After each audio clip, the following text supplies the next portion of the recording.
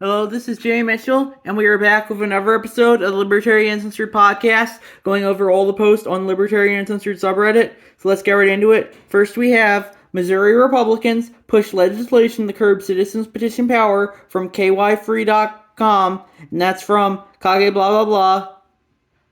And I agree, that's not good. I think the people, I think the legislature shouldn't be controlling the people. The people should be controlling the government. People shouldn't fear the government. The government should fear the people, and that's something that I think this goes against. So that's my thoughts on that issue. Then we have how would the world be if we never had IP laws from Of the Atom? And they said, answer to how would the world be different if copyright and intellectual property laws never existed by Baldwin, Gislos, and Byrne. And they linked to a Quora article on that. And he said they thought this was interesting and pretty radical stuff. Probably the biggest ideological hangup, if it is one when it comes to property rights and the hardest thing to do politically pass. Also, this isn't a monolith. I'm curious what the thoughts are for the three different ones that if we abolish them today.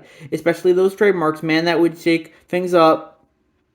One of the things I think third-party regulators can play a part in is the verification and screening of products. But I'll admit, it's just anybody can put an underwriter's laboratory sticker on something, it sort of ruins that plan if there's no legal action. Perhaps trademark is sort of the equivalent of identity theft to some level and would inevitably come into existence through common law.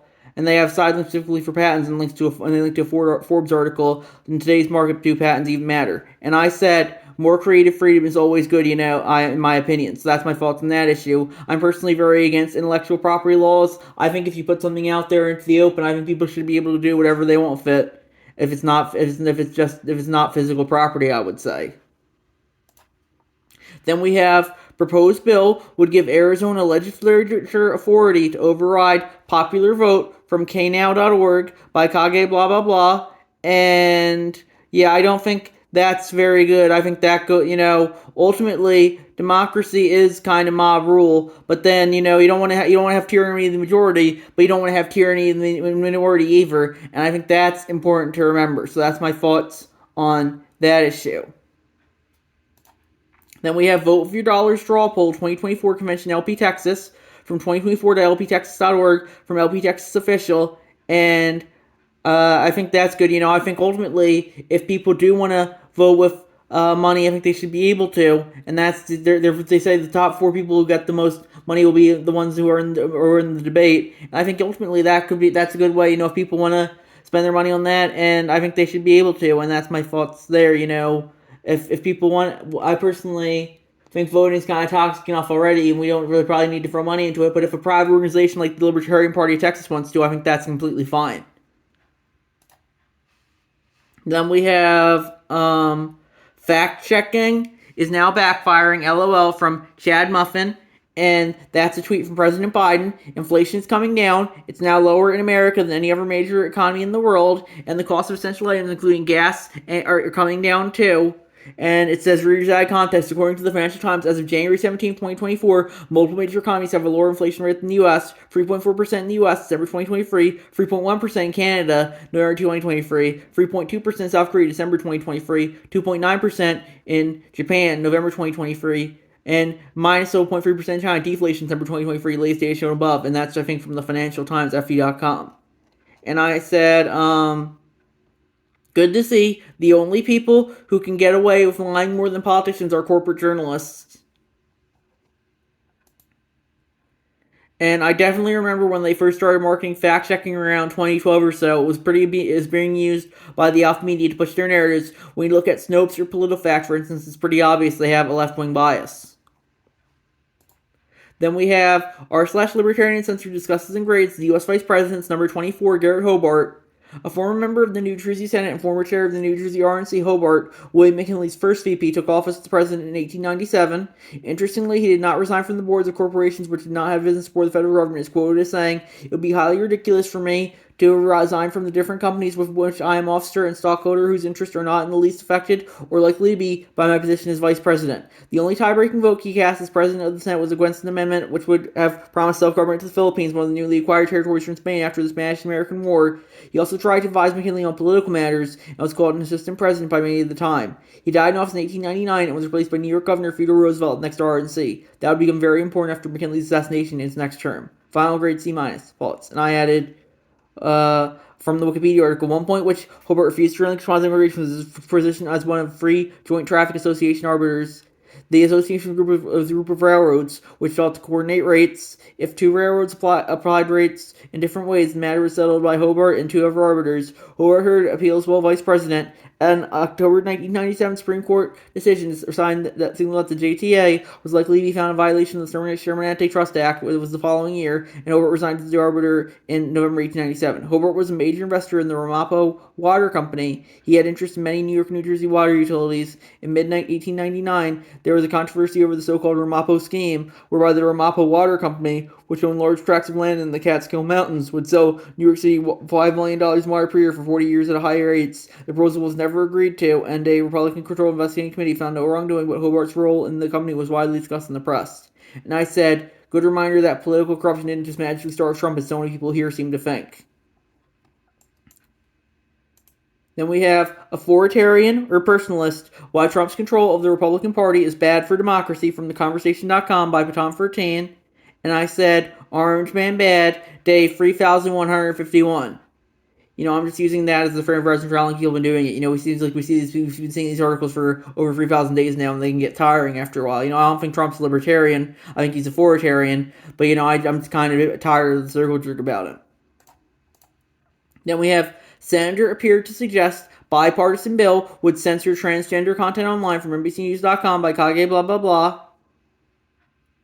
And I personally it's part of the Kids Online Safety Act apparently, and I personally don't think that would be libertarian. I don't think any censorship is libertarian, and that's my thoughts on that issue. Then we have man arrested after allegedly decapitating father, displaying his head on YouTube, from NBCNews.com from Kage blah blah blah, and they commented, just your average maggot enjoyer in a nutshell. I said, this is what happens when you start taking your social media circle jerking into real life. It's a great reminder to never take social media too seriously. Then we have man sentenced to 18 years in prison for attempting to burn down an Ohio church that planned to host a drag event, from CNN.com by Kage blah blah blah. And I said, progressives, it's only okay to burn down church if the narrative says so. Look at the mass grave situation from Canada a few years ago. And then Baton 13 replied, and pretty much every progressive asked about the church arson has condemned them. Did they ever catch the people doing it anyway? If there were churches holding LGBT events like this one, you'd be screaming about false flags, and even if the Canadian arsons weren't false flags. I said, fair. I'm just saying that if the guy was arrested for threatening to burn down the Westboro Baptist Church, that the reaction of writers like yourself would be very different. Then we have Republican Senator gives away the game on why they killed the border deal, from NewRepublic.com by Kage blah blah blah.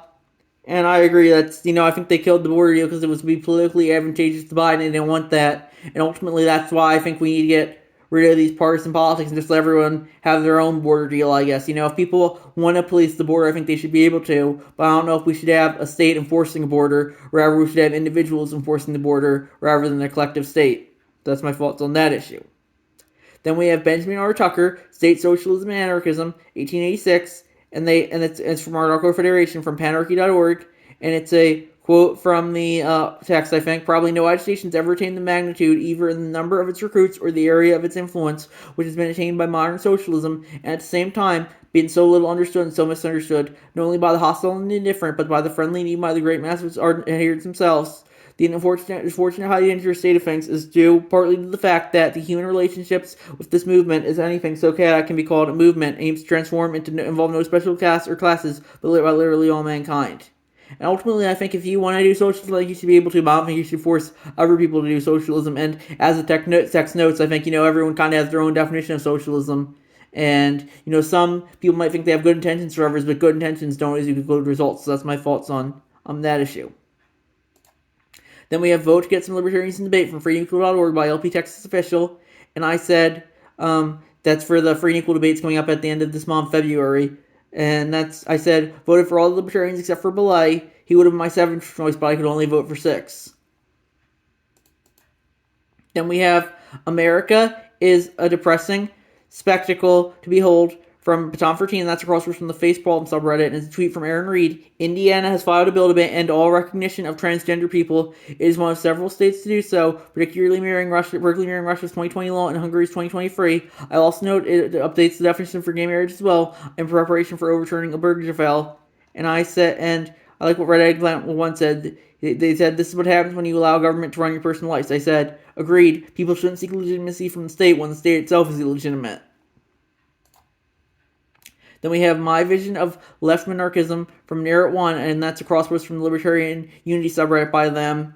And I think if people want to do left monarchism or right monarchism or whatever, they should be able to. But I think ultimately, as long as they're not being forced to do anything, I think that's okay. Ultimately, I think everyone should have their own system of government rather than the collective system of government that we have currently. So that's my thoughts on that issue. And we have, this is an unbelievable clip, share it far and wide, no war without congressional approval from Clint Russell, and that was him quote tweeting, who was it? I'm trying to see, Thomas Massey, who said in 2007, Biden put a president on notice that he would impeach him for going to war for Iran without congressional approval. Consider that your notice at POTUS at Joe Biden. And I said, no war period, IMO,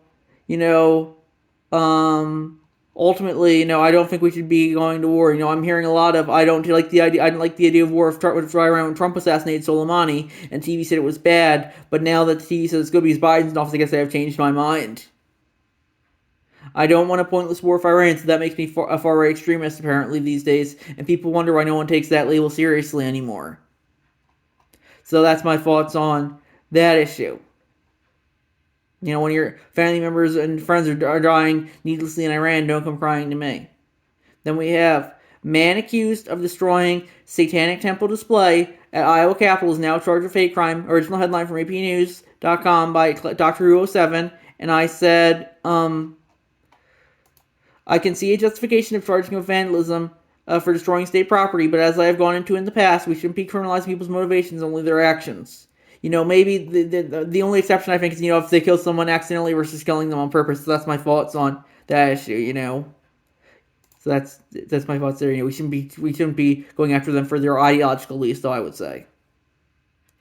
Then we have, she was arrested for journalism. A federal court says she can't sue from Reason.com by Legio X. And I said, the government crackdown on free speech continues. And I don't think that's good, Ultimately, I think this was a more left-leaning person, but I still hold up the belief that we need to support free speech for everyone, and increasingly the government doesn't seem to like that. Then we have Texas AG Paxton sues cities over marijuana decriminalization from thehill.com by Donald Key, and ultimately I think, we need to support nullification here. If the state AG wants something, and the individual city governments want something, I think, the individual city governments have every right to nullify the state AG. And that's my thoughts on that issue, We need nullification down to the individual level. It's the same reason why I support the state government Texas nullifying the federal government, in the same way that I support the city governments nullifying the Texas state government in this instance. Then we have, let's talk about Iowa displays and predictable events from Anarcho Federation. That's a YouTube video from Bo of the Fifth Column. And they added, Cassidy's case went from misdemeanor hate crime from wanting to interfere with individual religious rights, and as the ironic statement goes, the Temple of Satan does God's work. So, I personally don't really like Satan, but I definitely don't think he should be charged with a hate crime because, ultimately, that's ultimately subjective as what classes are protected against hate crimes and which classes aren't. So that's my thoughts on that issue. Then we have, man beheads his federal employee father and posts video on YouTube from dailymail.co.uk from Clorox. And they added Republican definition disinformation kills. And I personally don't think the guy was too happy anyway. And I personally think, as I said earlier, this is what happens when you take your social media circle jerking into real life. It's best to keep that stuff online. Then we have r/Libertarian Censor discusses and grades the U.S. Vice President's number 26, Charles Fairbanks, a senator from Indiana at the time of his election. Fairbanks was Theodore Roosevelt's VP. As VP, he was the first one to complete entire term without casting any tiebreaking votes as president of the Senate. He also was known to be against a lot of Roosevelt's progressive policies, like his Square Deal program. Remember that the delegates to the National Convention would have picked the VP back then rather than the POTUS themselves. After his vice presidency, he tried to run for it again as his running mate of Charles Evans in the 1916 POTUS election, but the ticket lost narrowly to the Woodrow Wilson re-election campaign. He died shortly afterwards. Also upset the Alaska boundary dispute when he was a senator, which is why they have a city named for him up there. Final grade C+. Thoughts? And let's see if there's anything new. I don't think so, but yeah, looks like there's nothing new, and we're gonna wrap it there. I'll see you guys next episode. Bye.